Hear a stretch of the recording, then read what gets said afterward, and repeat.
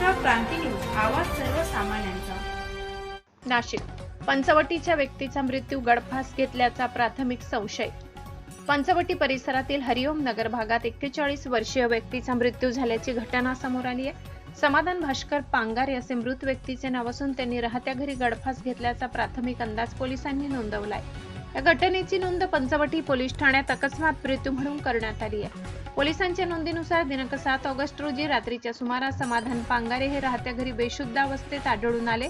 त्यांचे भाऊ मधुकर पांगारे यांनी त्यांना उपचारासाठी नाशिक जिल्हा शासकीय रुग्णालयात दाखल केले, मात्र वैद्यकीय अधिकाऱ्यांनी तपासणीनंतर त्यांना मृत घोषित केले। यानंतर पोलिसांनी पंचासमक्ष मरणोत्तर पंचनामा केला। पंचनाम्यात मृताच्या शरीरावर गळ्याजवळ जखमेच्या खुणा आढळल्याची नोंद करण्यात आली आहे। मृतदेह शवविच्छेदनासाठी जिल्हा शासकीय रुग्णालयात पाठवण्यात आला असून वैद्यकीय अहवालानंतर मृत्यूचे नेमके कारण स्पष्ट होणार आहे। दरम्यान या घटनेने मयत तरुणाचे आई-वडील, पत्नी मुलावर अवलंबून असल्याने आता त्यांच्या जीवन मरणाचा प्रश्न उपस्थित झालाय।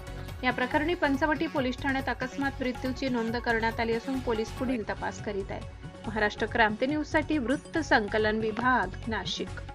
अशाच नवनवीन बातम्या पाहण्यासाठी आमच्या महाराष्ट्र क्रांती न्यूज या YouTube चॅनलला लाईक करा, सबस्क्राईब करा आणि बेल आयकॉनला प्रेस करा।